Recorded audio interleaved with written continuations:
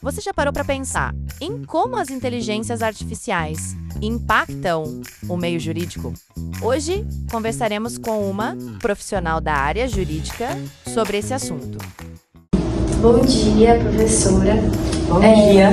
Estamos muito felizes com a sua entrevista para esse trabalho e acreditamos que a sua contribuição vai ser essencial para a construção, e avisando que essa entrevista ela vai ser passada em sala de aula para contribuir na conclusão do nosso trabalho. Então, vamos começar. A IA tem sido criticada por replicar e amplificar preconceitos, como o racismo e o machismo presentes nos dados com que é treinada.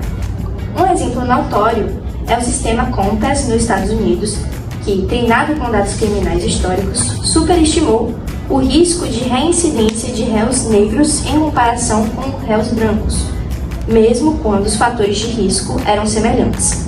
Como você vê o impacto desses vieses algorítmicos no sistema de justiça criminal brasileiro?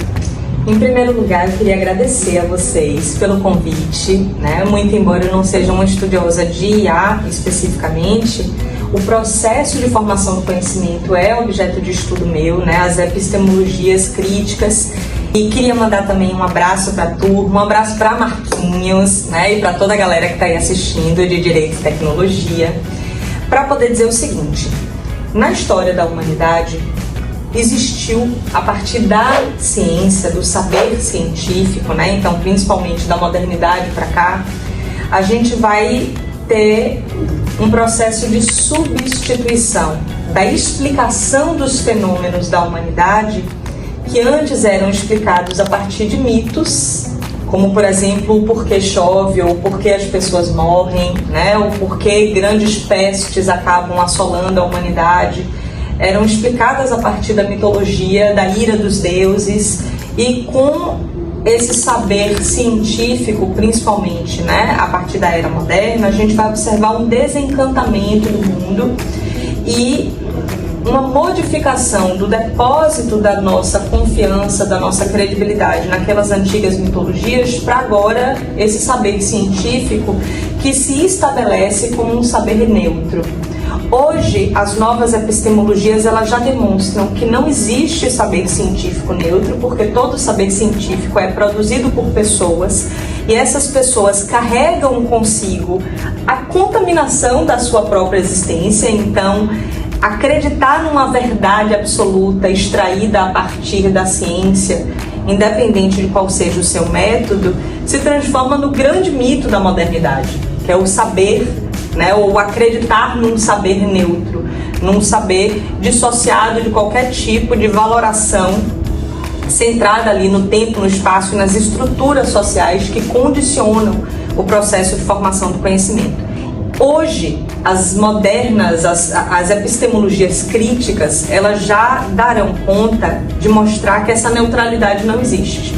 Então, a nossa ciência ela é uma ciência androcêntrica, é uma ciência racista, é uma ciência que se esforçou ao longo dos séculos para provar cientificamente esses marcadores raciais, de gênero, que de alguma maneira moldaram a nossa forma de ver o mundo. E aí o que eu percebo da inteligência artificial? A gente passa agora, mesmo depois de um processo crítico de desconstrução dessa suposta neutralidade científica, eu percebo que as pessoas hoje voltam a depositar essa ingênua ou perversa, mas certamente equivocada noção de neutralidade no sujeito artificial, na inteligência artificial, no sentido de acreditar que, por ser artificial e, portanto, não humano, seria neutro, seria objetivo, seria desprovido de valores, sem recordar que a inteligência artificial ela é concebida por humanos e, como tal, ela estará sujeita aos mesmos vícios, aos mesmos processos de contaminação, que vão direcionar o funcionamento dos seus algoritmos. Então, a nossa sociedade e, portanto, os nossos pesquisadores e, portanto, os nossos algoritmos, a nossa inteligência artificial serão contaminados inafastavelmente por esses marcadores que são racistas ainda, que são misóginos ainda, né? Que são homofóbicos, transfóbicos ainda.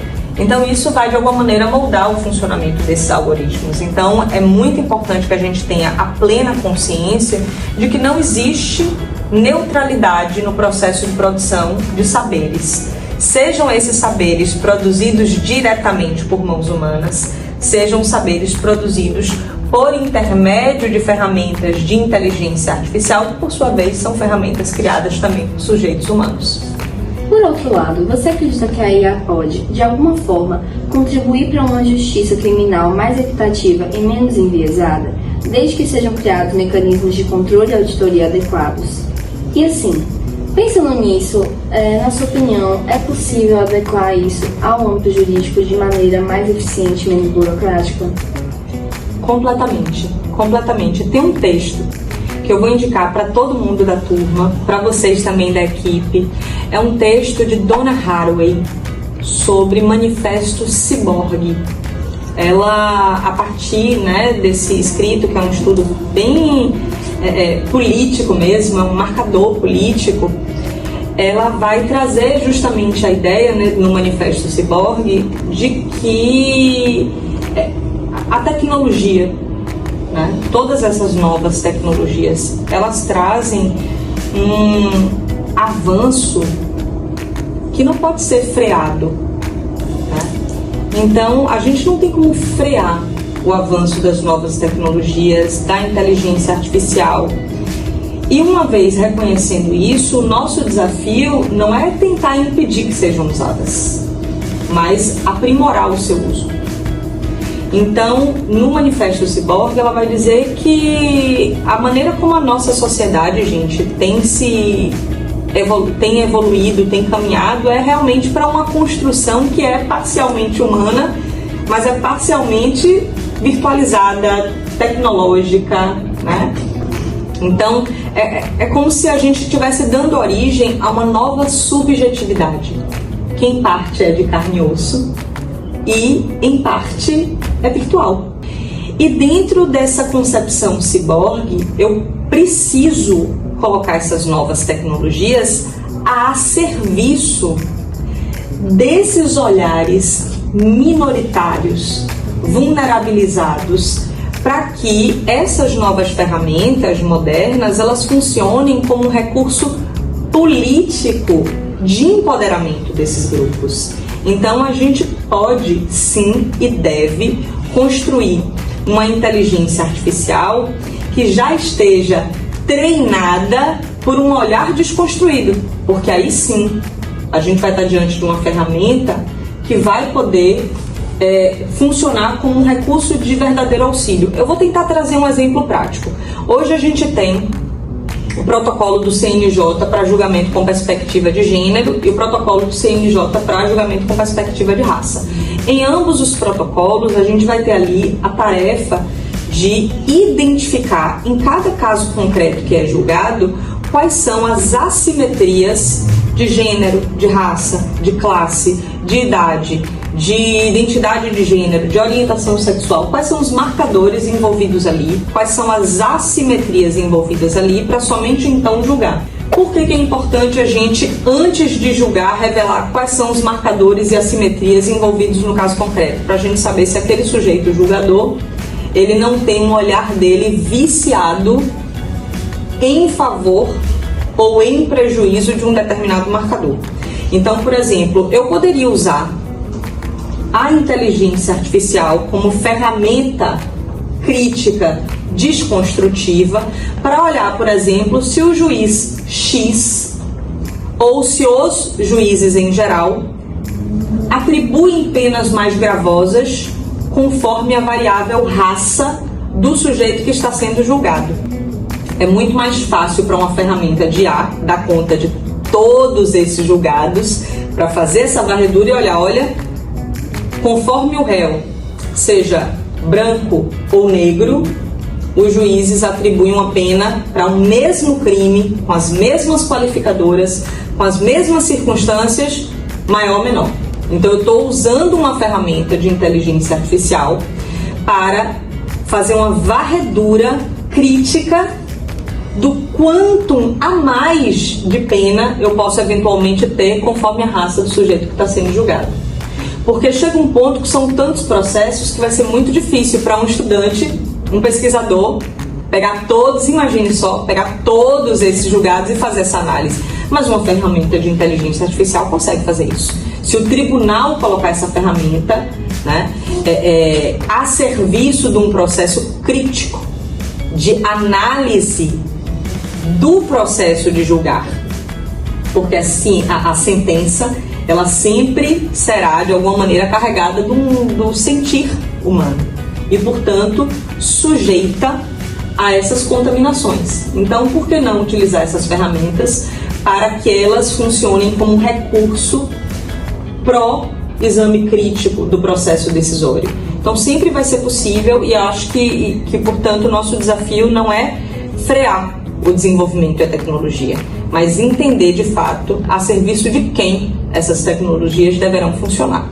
Com essa conclusão da professora, né, com essa ideia que ela trouxe, isso veio à minha mente que a IA, quando utilizada de uma maneira correta, pode ser sim talvez uma nova onda de acesso à justiça, quando usado dessa maneira crítica e realmente instruída a fazer isso.